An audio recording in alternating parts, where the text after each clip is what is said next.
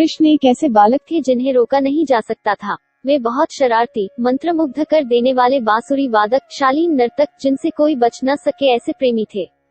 वे एक बहादुर योद्धा भी थे और अपने दुश्मनों का निर्दयता पूर्वक नाश करने वाले विजेता भी। अगर हम उस चेतना से प्रभावित होना चाहते हैं जिसे हम कृष्ण कहते हैं, तो हमें जरूरत है लीला की, एक लीला पुरुष के मार्ग की। कृष्ण के बाल जीवन का सार ये था कि उन्होंने पूरे समाज को अपने प्रति आनंद से पागल बना दिया था। अपने करामाती रूप, अपनी मोहक मुस्कान, अपने बांसुरी वादन और अपने नृत्य से उन्होंने लोगों को ऐसे उन्माद से भर दिया जो लोगों ने पहले नहीं जाना था। जिस दिन कृष्ण का जन्म हुआ, उसी दिन से लोग उन्हें मारने की कोशिश कर रहे थे। वे बहुत मुश्किल परिस्थितियों में से होकर गुजरे, फिर भी अपना जीवन उन्होंने सफलतापूर्वक जिया। यही कारण है कि वे भारत के सांस्कृतिक लोकाचार के एक अटूट भाग हो गए हैं। कृष्ण ने अपने जीवन को ऐसे जिया जैसे कि वो कोई उत्सव हो।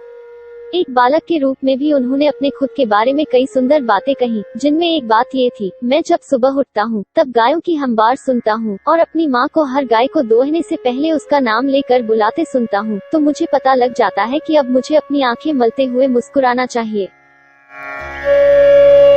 वे जब युद्ध में गए तब भी उन्होंने अपने सिर पर मोरपंख लगा कर रखा। वे कोई फैशन परस्त इंसान नहीं थे, पर अपने जीवन के हर पहलू को एक उत्सव बनाने के लिए प्रतिबद्ध थे। चाहे ये उनकी भावना हो या मन, उनके काम हो या कपड़े, वे हमेशा अपने आसपास के लोगों के लिए अपने सबसे उत्तम रूप में होना चाहते थे। ये उनका सबके लिए प्यार था। सामान्यतः लोगों को दैवी स्वरूप सिर्फ महान वीतरागी योगियों या राजाओं में ही दिखता था। हालांकि कृष्ण सिर्फ एक गोपालक थे, पर लोग उनकी सुंदरता, बुद्धिमानी, शक्ति और बहादुरी को अनदेखा नहीं कर सके। हम जब कृष्ण को गोपाल कहते हैं तो उनके बारे में प्यार से बात करते हैं। हम जब उन्हें गोविंद कहते हैं तो उन्हें दिव्य स्वरूप मानकर उनके सामने झुकते हैं। कृष्ण को एक ऐसे सुंदर व्यक्ति के रूप में पहचाना जाता था जो रंग से काले थे, श्याम सुंदर। वे संध्या काल की तरह थे। जब सूर्यास्त होने लगता है तो दिन का हल्का नीला रंग एक गहरे काले नीले रंग में बदलने लगता है। वो उनका रंग था। जिस सादगी और शालीनता से कृष्ण रहते थे, जिस तरीके से वे हर चीज की ओर जाते थे, उनकी चाल, उनके शरीर और मन का संतुलन, सब कुछ ऐसा था कि लोग उन पर से नजर और ध्यान हटा ही नहीं पाते थे। कृष्ण के आभामंडल के सबसे बाहरी चक्र का जो नीलापन था, वह उन्हें जबरदस्त रूप से आकर्षक बनाता था। कृष्ण इतने आकर्षक थे कि हत्यारिन पूतना भी, जो बालक कृष्ण को मारने आई थी, वो भी उनके प्यार में पड़ गई थी।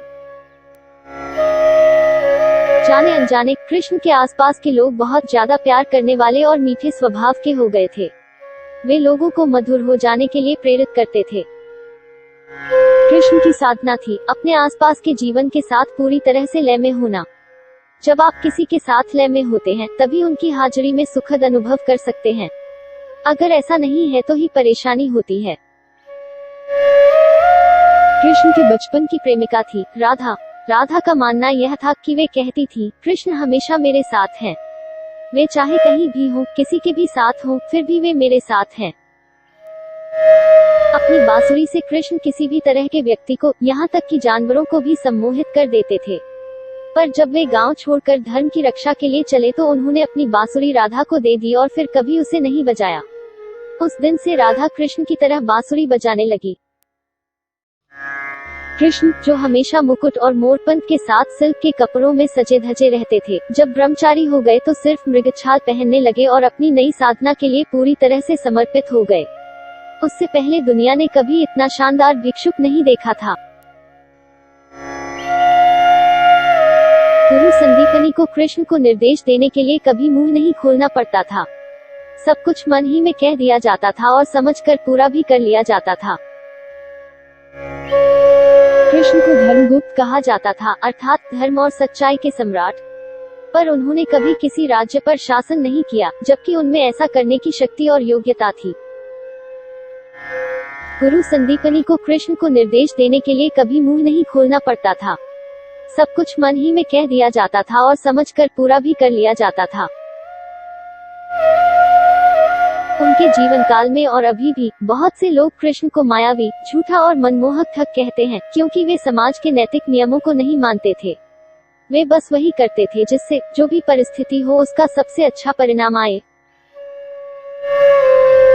जब लोगों ने कृष्ण से पूछा, हे भगवान, लोग कहते हैं कि आप मुक्तिदाता हैं, तो हमारे पास क्या रास्ता है?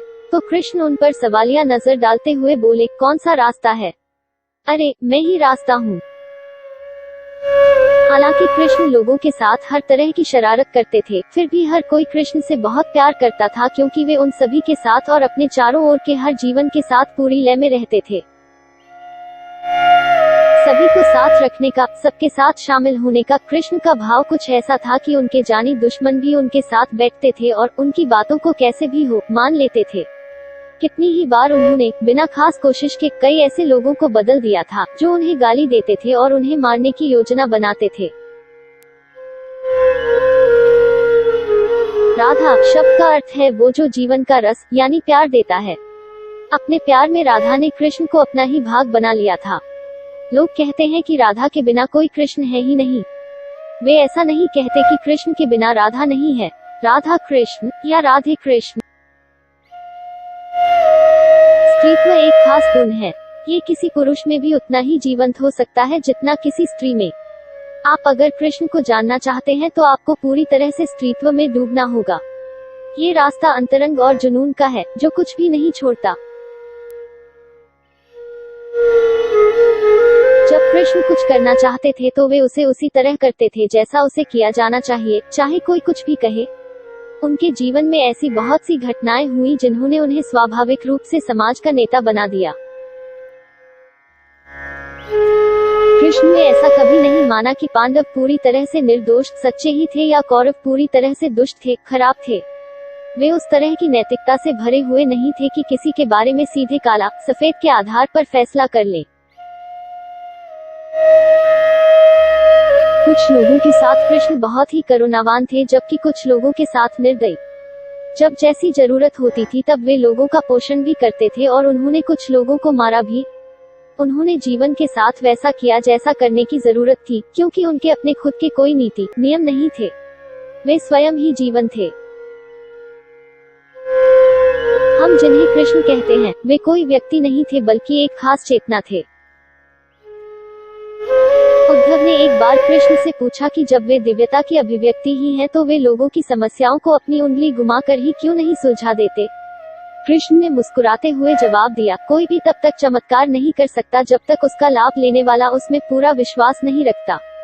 अपने जीवन काल में कृष्ण ने स्वयं ही बहुत सारे लोगों में अपने लिए विश्वास पैदा किया, पर वह पर्याप्त नहीं था। ये हमेशा से ऐसे ही रहा है। जब महान लोग हुए तब महान बातें नहीं हुई, क्योंकि वे लोग अपने समय से बहुत आगे थे।